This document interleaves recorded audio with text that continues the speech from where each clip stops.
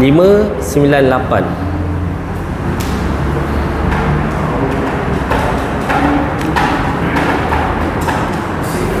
Okey, kita baca, lepas tu kita tengok hukum-hukum tajwid yang kita belajar tadi ya. Kita ulang-ulang kaji. Okey, boleh mula insya-Allah. A'udzu billahi minasy syaithanir rajim. A'udzu billahi minasy syaitanir rajim. Bismillahirrahmanirrahim.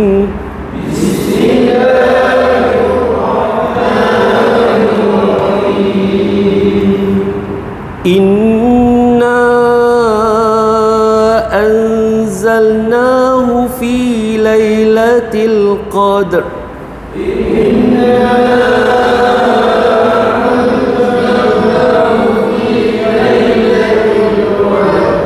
Inna tadi nun bertanda sabdu, wajibul guna, dengung dua harakat ya.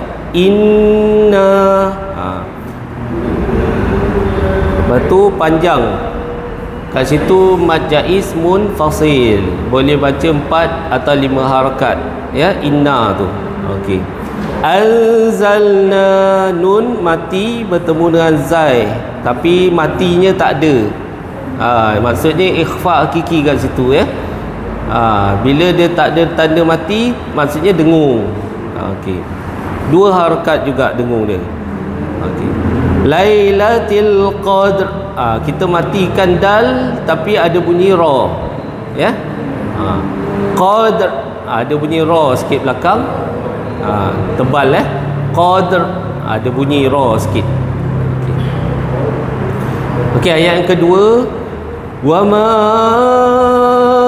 adraka ma lailatul qadr. Wa ma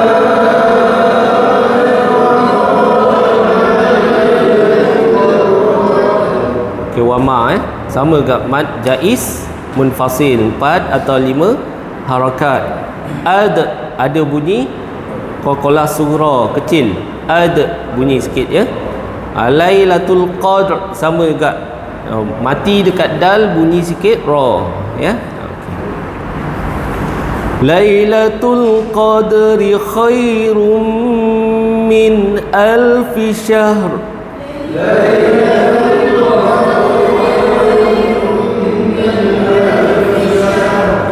Qadr sama ada qalqalah sughra, bunyi sikit. Kha bunyi tebal kha ya. Okay. Khairum tu mim, dua-dua boleh ya. Nak baca ikhfa hakiki pun boleh, sebab tanwin bertemu dengan mim ya, ataupun nak idgham ya, idgham ma'al gunnah boleh, ataupun nak bunyi wajibul gunnah pun boleh, sebab mim tu bertanda sabdu tapi dua-duanya bermaksud kita kena dengung ya, 2 harakat. Min alfi, nun mati bertemu dengan hamzah ikhfa izhar halqi ya.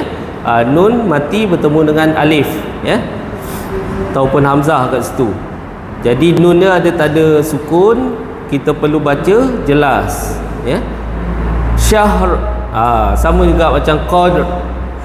Mati dekat ha, bunyi sikit ra ya. Syahr bunyi sikit. Okey, kemudian tanazzalul malaikatu warruhu fiha biizni rabbihim min kulli amr.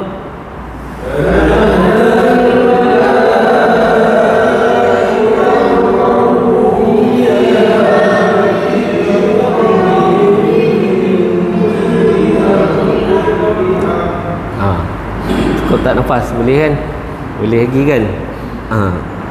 Wa ruhu fiha boleh berhenti kat situ kalau tak cukup nafas ya. Tanazzalul malaikatu, malaikatu tu panjang dia 4, 5 dan 6 harakat ya. Mad wajib muttasil. Kita tak belajar lagi, tapi sebab dalam bacaan ni kita kena ulang sikit ya. 4, 5 dan 6 harakat. Kalau mad jaiz tadi kita dah ambil 4 harakat ya. Jadi kat malaikah ni pun seelok-eloknya kita ambil 4 harakat juga ya. Tapi kalau kita ambil maksimum mad jaiz tadi 5 harakat, dekat mad wajib ni kita nak ambil 5 boleh, 6 harakat pun boleh ya. Kita samakan panjang dia. Kalau kita ambil 4 harakat, semuanya panjang mad tu semua kita ambil 4 harakat je. Kita standardkan dia. Tapi kalau kita dah ambil panjang terus 5 harakat kat mad jaiz tadi ya, mad wajib pun kita ambil 5 ataupun 6 harakat panjang terus ya. Okey. Wa ruhu fiha bi idzni rabbihim mim bertemu dengan mim. Tadi idgham mislain saghir mim bertemu dengan mim. Idgham mislain saghir. Min kulli, nun mati bertemu dengan kaf, ikhfa hakiki ya, dengung 2 harakat. Amri itu sama, mati dekat mim bunyi ra sikit. Amr ada bunyi sikit ya. Okay. Ayat terakhir, salamun hiya hatta matla'il fajr.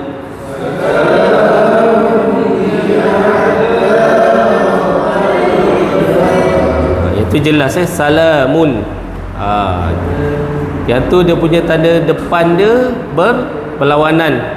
Kalau dua-dua menghadap ke depan dengung ya, ataupun idgham. Kat sini berlawanan, jadi kita tahu dia jelas izhar halqi ya, bertemu dengan ha. Mata ada bunyi qalqalah sughra sedikit. Fajr sama juga, mati dekat jim ada bunyi qalqalah sikit ya, fajr. Ra ada bunyi sedikit. Okey. Ada persoalan tak sebelum nak baca? Ada confuse ke? Apa hukum dia, cara bacaan? Jadi surah Al-Qadar ni kalau kita nak baca sekali-sekala, kalau tak ada surah lain kita nak baca time solat jadi imam tu boleh lah sekali-sekala, tapi janganlah tiap hari kita baca kan, melainkan bulan Ramadan ya.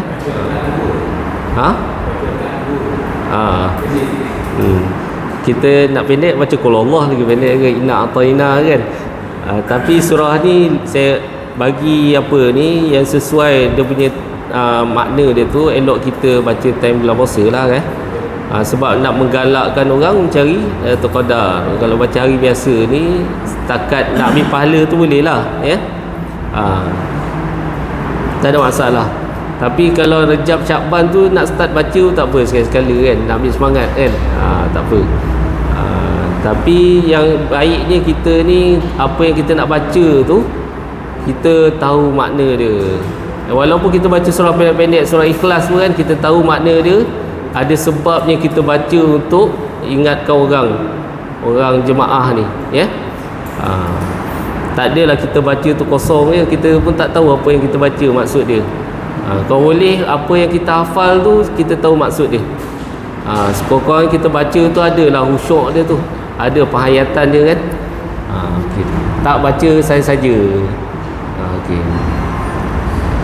Macam ada, tak tahu saya pernah cerita tak, ada seorang sahabat Nabi tu dihantar ke Baghdad tu, ada saya cerita tak sebelum ni.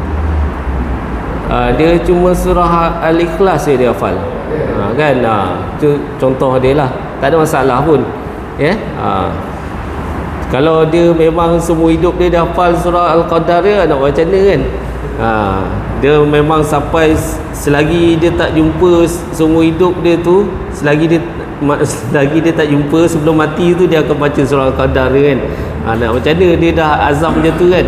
Kita tak dapat nak halang dia, tak ada masalah tapi sebaik-baiknya kita baca pada bulan Ramadan insya-Allah. Okey, boleh Haji baca dulu.